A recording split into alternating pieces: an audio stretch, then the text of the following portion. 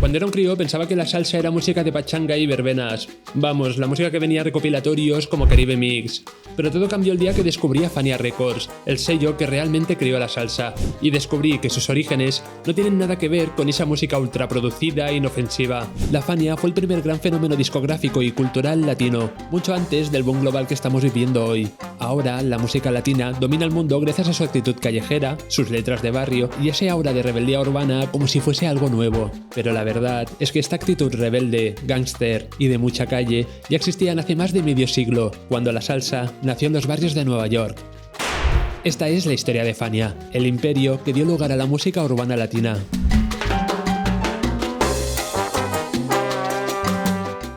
Hasta la llegada de Fania, la música latina en Estados Unidos era vista como algo exótico y en cierto modo elegante. Durante los años 30, 40 y 50, las orquestas mezclaban ritmos afrocubanos, como el son, la rumba, el mambo o el cha-cha-cha, con el jazz de las big bands y el naciente jazz afroamericano. Conjuntos como los de Machito, Xavier Cugat o Pérez Prado tenían justo el glamour que buscaba la clase media americana, lo suficientemente exóticos para parecer frescos, pero lo bastante domesticados para sonar en hoteles y clubs de élite. Pero con el tiempo empezó a crecer una escena popular latina que no se sentía representada por aquella música sofisticada y su ambiente de salón. Muchos músicos jóvenes de estas mismas orquestas, criados en los barrios de Nueva York, estaban cansados del olor a perfume Chanel y la formalidad de los clubs exclusivos. Sentían que esa música, tan pulida y elegante, no hablaba de su realidad. Así que muchos de ellos comenzaron a tocar en pequeños locales de barrio, lejos de la formalidad de los grandes clubs. De esa rebeldía y mezcla de influencias surgió el bugalú, un género que fusionaba ritmos cubanos como el guaguancó, la guajira o el mambo con el rock y el soul estadounidenses.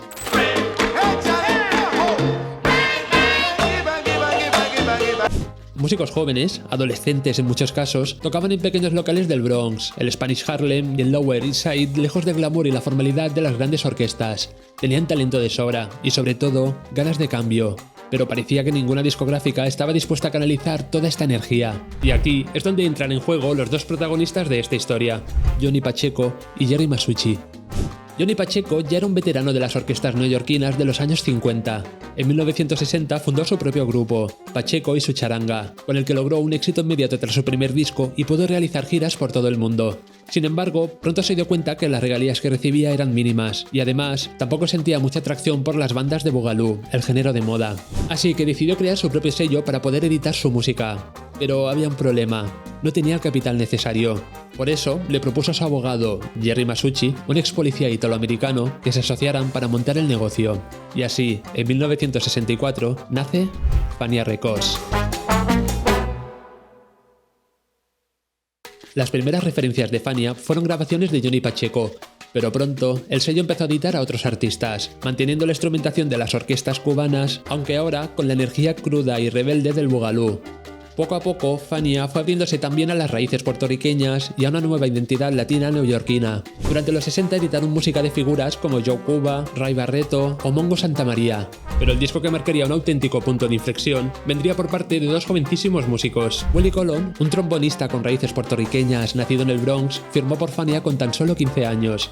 A los 17 tuvo al fin la oportunidad de grabar su primer disco, aunque la compañía le impuso como cantante a un recién llegado desde Puerto Rico. Su nombre era Héctor Lavoe.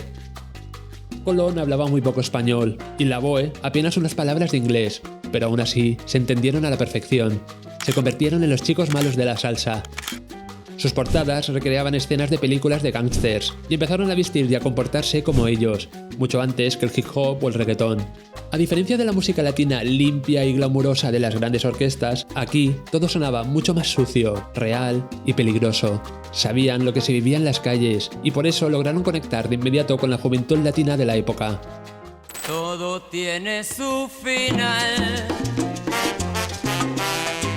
En Puerto Rico, Lavoe era un jíbaro, algo así como un campesino, y cantaba con todo el sabor de su tierra. La gente se empezó a sentir identificada con él, porque representaba la voz y el sentir del pueblo.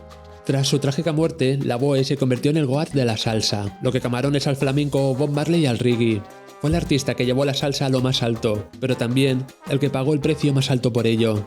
Pero para eso aún quedan unos años. El gran punto de inflexión de la Fania y de la música salsa fue un concierto. En 1971, Johnny Pacheco creó un supergrupo con las estrellas del sello al que llamó Fania All Stars. Adalberto Santiago, Cheo Feliciano, Héctor Lavoe, Willy Colon, Ray Barreto, Bobby Valentín y muchos más tocaron en el Cheetah Club de Manhattan ante 4.000 personas. Un escenario repleto de egos. Comentan que varios músicos de la vieja guardia boicotearon canciones de Colon y Lavoe, pero pese a eso, el evento fue un éxito y se lanzaron 2 discos y una película del evento. La salsa nació esa noche, no en Panamá, Puerto Rico, República Dominicana o Cuba, sino en Estados Unidos, y pronto empezó a sonar por toda Latinoamérica.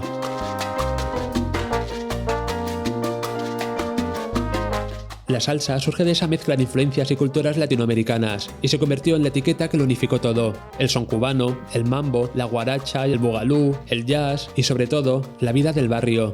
Pero la salsa significaba mucho más que ritmo, era orgullo, identidad y rebelión. Logró lo que no consiguieron el tango argentino, la cumbia colombiana o el merengue dominicano: convertirse en el primer gran género musical capaz de unir a toda Latinoamérica bajo un mismo sonido.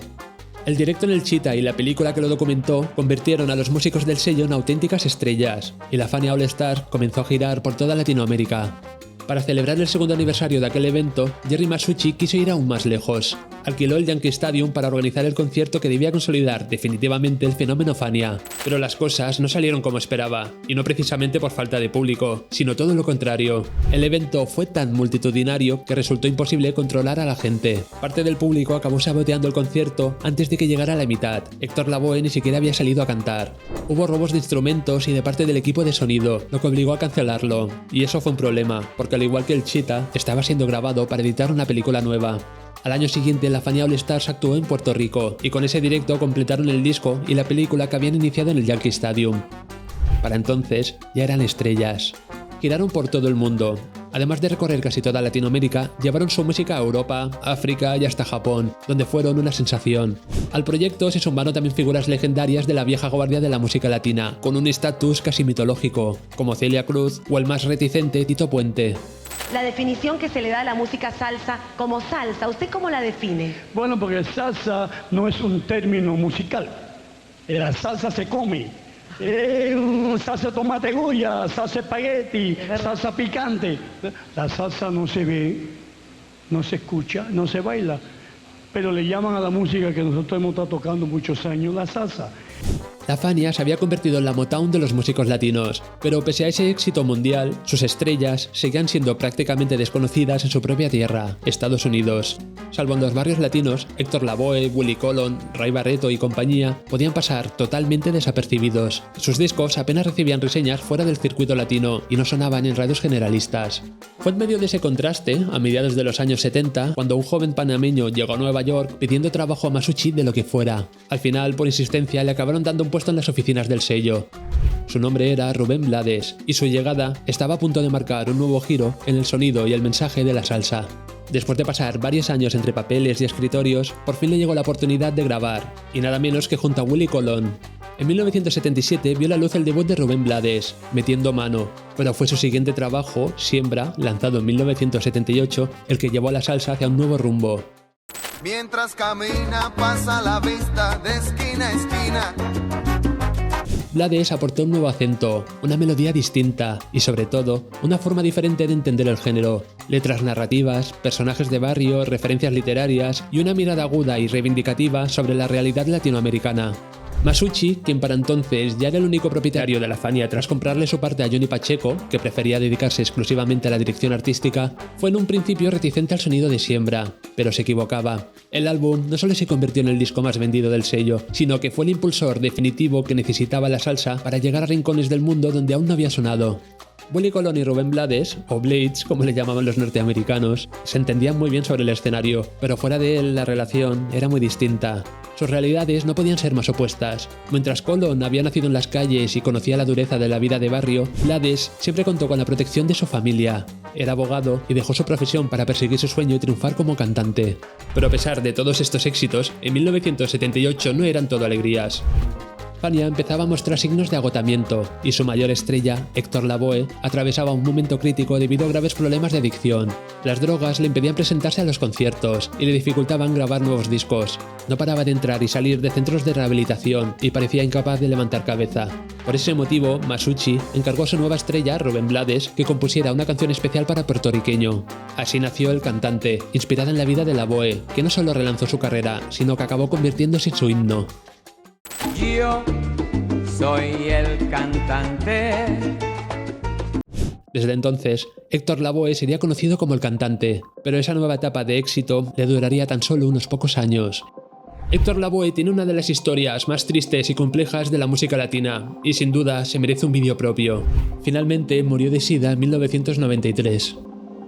Con la llegada de los años 80 comenzó la decadencia del sello. Muchos músicos, entre ellos Rubén Blades, presentaron demandas contra Masucci por impagos de regalías, mientras otros optaron por abandonar la compañía. Masucci, cansado de lidiar con los egos de 35 grupos y completamente desbordado por los litigios, decidió dejar de editar música nueva a principios de esa década, marcando así el fin de la era dorada de la salsa.